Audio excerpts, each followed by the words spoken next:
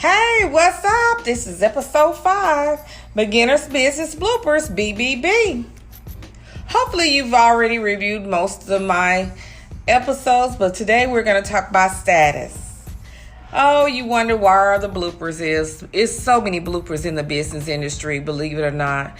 Things that you least expected, how to turn your bloopers into success. Things that we think that's not important is very important in being recognized in your status of your business. Remember, I talked about your first year. That first year is very important by making sure that you pay your bills on time, make sure you establish your credit, and roll it up to the second year. So in your second year, you should be doing the same thing that you did in your first year. But let's talk a little bit more in depth about business. What is the gross amount? What is the time frame? Now, the catch is, you're trying to figure out why I'm not getting anywhere. I'm having problems getting where I need to be. Well, believe it or not, even though you're a small business and you can find very few small companies that would help you, but there's a cost with it. You have to watch the interest rate, and you have to end up in the right banking institution to get the perfect guidance. But what are they looking for in a loan? What are they looking to establish me more credit? What are they looking for to give me more trade lines? Believe it or not, it's your monthly and your annual gross and the net amount afterwards.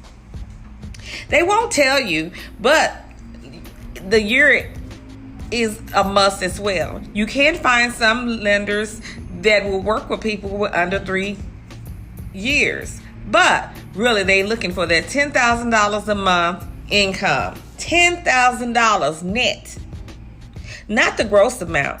But it's good if you're doing gross, but just don't let your net be way below the level where they can't see any profits. And the time frame is anywhere from 3 to 6 years for your business.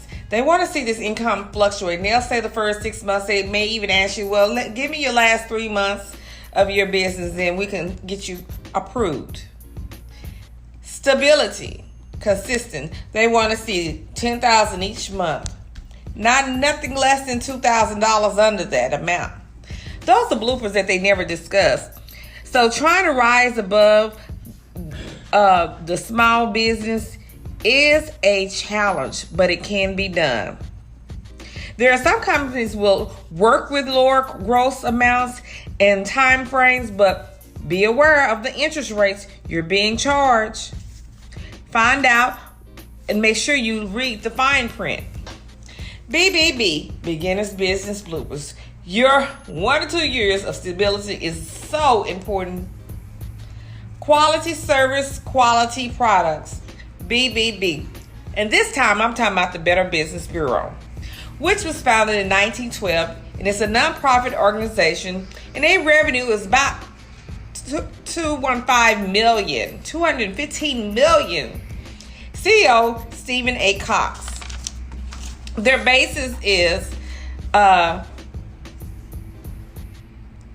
be wise, giving, alliance. So basically they try to focus on your 2 years of being in business, believe it or not, your credit history, as well as your ratings and reviews. So I know a lot of you all just drop the ball game and you don't care what the customers say about you and stuff like that.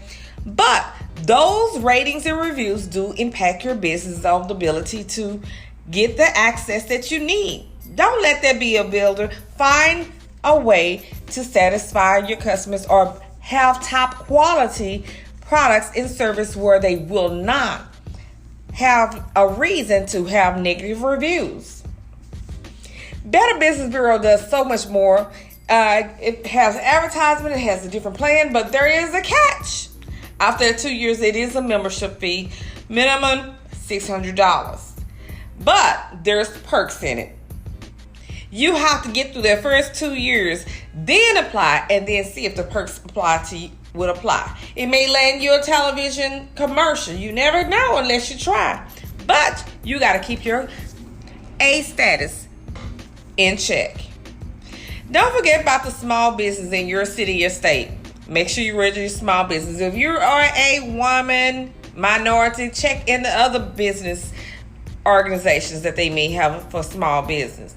Chamber of Commerce is another one to register. A lot of those do cost money. Is it necessary? Is it recommended? No, it's not necessary. But if you feel like your business is going to the Fortune 500, and that's where you want to go, then you need to start building, because they do advertisement, networking, and it can put you on another playing field. So why not go for the goal in your business? So don't think about the right now. Think about the future. So BBB wants you to know about all these services that do provide. They give you that security of promotion, but you got to do your part for your business, making sure you have top quality product, good customer service, making sure your reviews on point, and making sure that your customers write those reviews. Don't make up fake ones. Just get them to be honest. If you're getting quality, good services, and your community, and your personality is splendid, you shouldn't have a problem. But I will say this: no matter how grand your business, you're gonna always find those that compete with you. And it's not really a competitive thing, but they're gonna find a way to try to lower your score.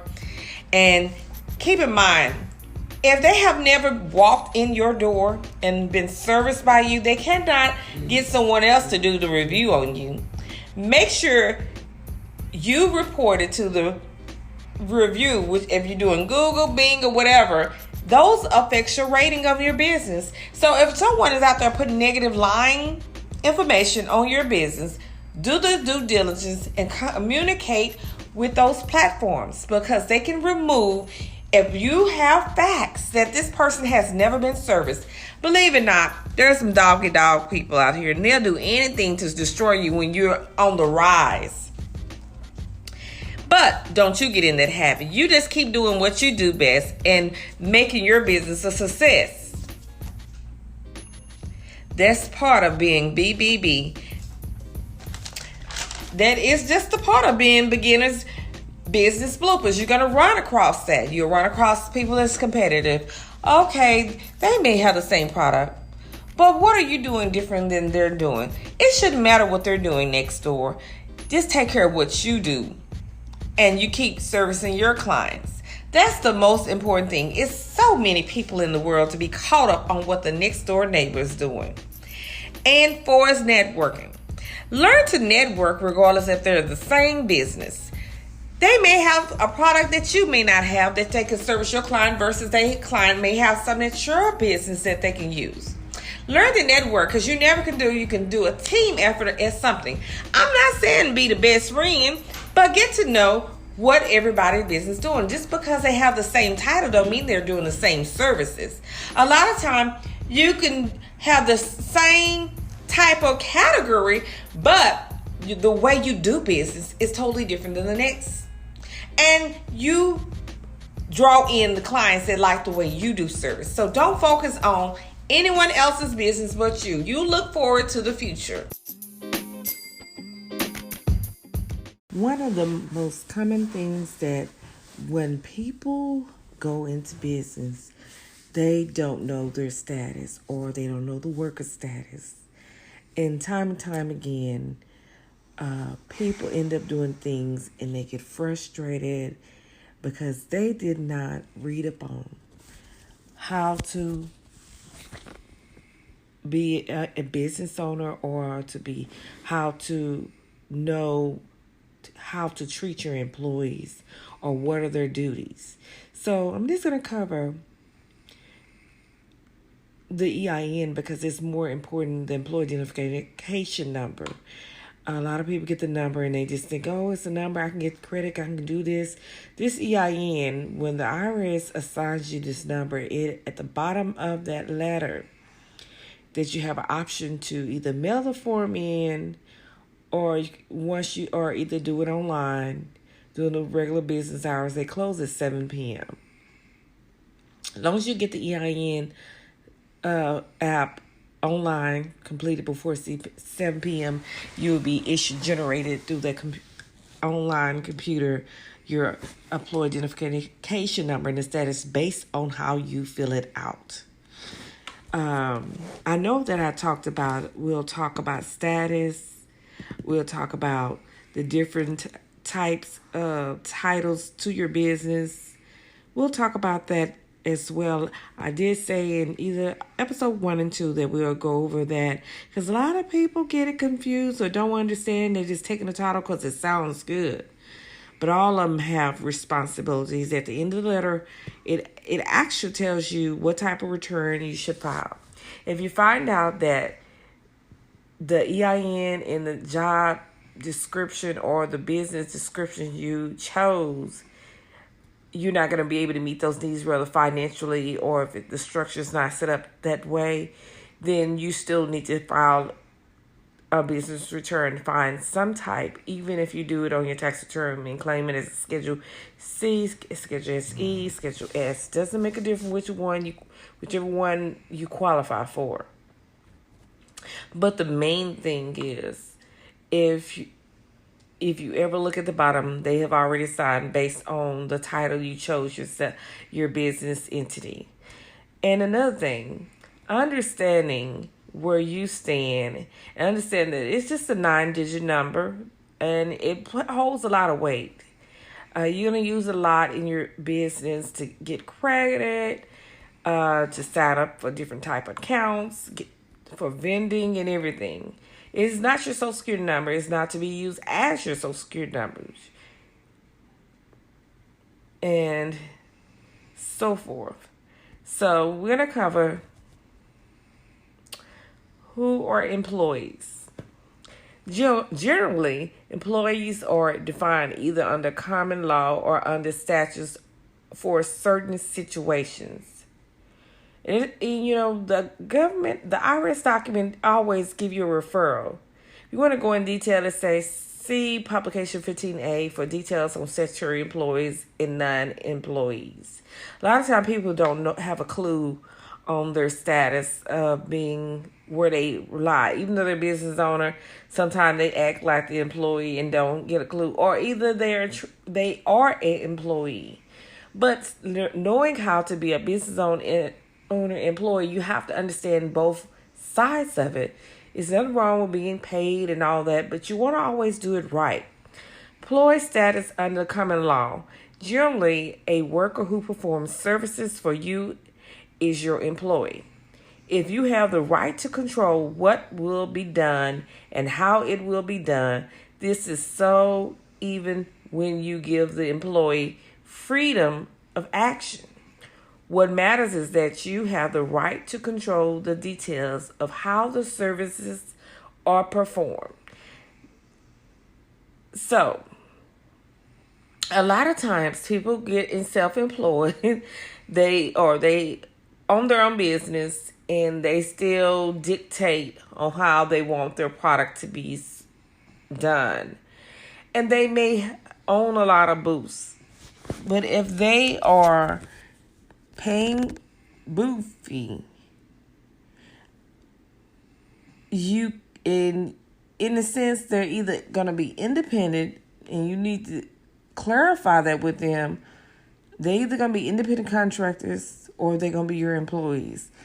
And you're going to have to determine if this stylist, this tattoo artist, what role do I want them to play? If you're trying to protect a brand, you may have to change your whole structure on how you're doing business.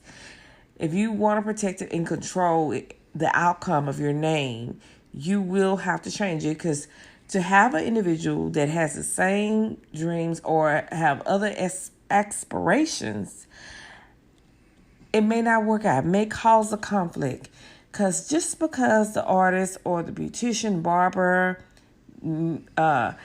may rent a booth with you, and they may be doing the same thing, grinding, but they may want to be their own boss, meaning that you can't tell them how to style their hair. You can't tell them if they're doing the tattoo. But what you can do, you can have rules and guidelines, but it's kind of narrow. So you have to do your research on your employees or the ones that independent contractor on how you need to make sure that they have the same goals or the outcome that you want for your business name, or you need to realize that you're just collecting booth and you don't have any control over the outcome unless you have that specifically in your guidelines. It's kind of iffy on that, I would say. Generally, people in business for themselves aren't employees. For example, doctors, lawyers, veterinarians, and others in an independent trade in which they offer their service to the public are usually not employees. If the business is incorporated, corporate officers who work in the business are employees of the corporation. So let's get this understanding. Generally, people in business for themselves aren't employees. For example, doctors, lawyers, veterinarians, and others in an independent trade in which they offer their services to the public are usually not employees. If the business is incorporated, corporate officers who work in the business are employees of the corporation. So, meaning, when you select, I want to incorporate my business, and you put it on the EIN, but you really may have not even went and got it incorporated with the state. But even if you got the EIN and you said, we incorporated, you're still going to have to get that state document for filing. So basically, it's letting you know that you can be incorporated and still be an employee of the corporation. You won't be an employee of yourself, but you'll be incorporation of the business. So the business name is John Doe Bananas and Cream Bakery. Incorporated. You incorporated it. And you really formed this business. You made the name. You did everything you're supposed to do. You got your employees, but you still work there. Say, for instance, you're paying yourself salary for being manager. You're paying yourself for being the cook. It doesn't make a difference what job title that you may have, or you may just be paying yourself as an officer. Maybe you're the secretary on the board, or whatever the case may be. You can only pay through the corporation, meaning you can't pay through your name. So that's why they say try not to use your personal money with your business. So technically what you need to be doing is having your business account in the business name. And so when you're getting ready to pay yourself, it should be on a payroll status where you're employed, but you're getting paid by the corporation. So that name of that business should be on your check, not your name, and you sign for it. So usually in corporations, most of the time, even if you have to sign, you're still signing as John Hickory Ford Motors. That's just the name of the business, incorporated. And so you put John Ford Hickory Ford Motors Incorporated on the check, but you're going to say by Sam Houston. So that's Sam Houston, your name. You're not, you're signing on behalf of the business, but the company is the incorporation. So when you're writing your checks out, it's going to be in the business name. And so in that situation, it's the only time that occur. So, but when you're dealing with small businesses, people tend to get it confused and they want to pay out of their pockets. And if you do, I just advise you to keep a good record keeping in what you're doing. But doing business, you're going to have to try to do banking. If not, you're going to need a QuickBook. You're going to need an Intuit or a Square. You're going to need some type of company that can record how you do business and how you can separate your employees from you as an owner. Now, we covered that. So another thing, treat employees as non-employees. I want to say this. You'll generally be liable for Social Security, Medicare, tax, and withheld income tax if you don't deduct and withhold these taxes because you treated an employee as a non-employee. You may be able to figure your liability using special Section 3509 rates for the employee's share of the Social Security, Medicare tax, and federal income tax withholding. These applicable rates depends on whether you filed required forms 1099. You cannot recover the employee's share of the Social Security tax, Medicare tax, or income tax share withholding from the employee. If the tax is paid under Section 3509, you're liable for the income tax withholding regardless of whether the employee paid income tax on the wages. You continue to owe the full employer's share of Social Security and Medicare taxes. The employee remains liable for the employee's share of the Social Security and Medicare taxes. So I'm gonna just touch a little bit on statutory employees, but those titles, are a lot of bloopers that we run across when doing business. So I'm going to talk about a little bit about statutory employees. If someone who works for you is an employee under the common law rule discussed earlier, don't withhold federal income tax from his or her pay unless backup withholding applies. Although the following person may not be common law employees, they're considered employees by statute for Social Security and Medicare tax purpose under certain conditions as an agent, commission driver who drives meat, vegetables, fruit, bakery products, beverage, and milk, laundry or dry cleaning or for someone else. A full-time life insurance salesperson who sells primarily for one company. A homemaker or a home worker who works at home or off premises according to the guidelines of the person whom the work is done, with the materials and goods furnished by in return to that person or to someone that person designates. A traveling or city salesperson. So this is just some of the few would be considered a statutory employee, and usually you can find that it's on the 1099 miscellaneous document. At the end of the year, sometimes people get them a little bit sooner than that, or the beginning of the year. It all depends on when you end and begin working for the company.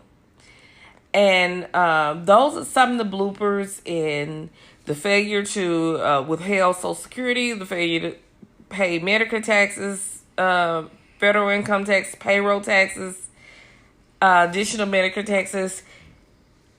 So a lot of this is bloopers that is commonly done and forgot that it is necessary.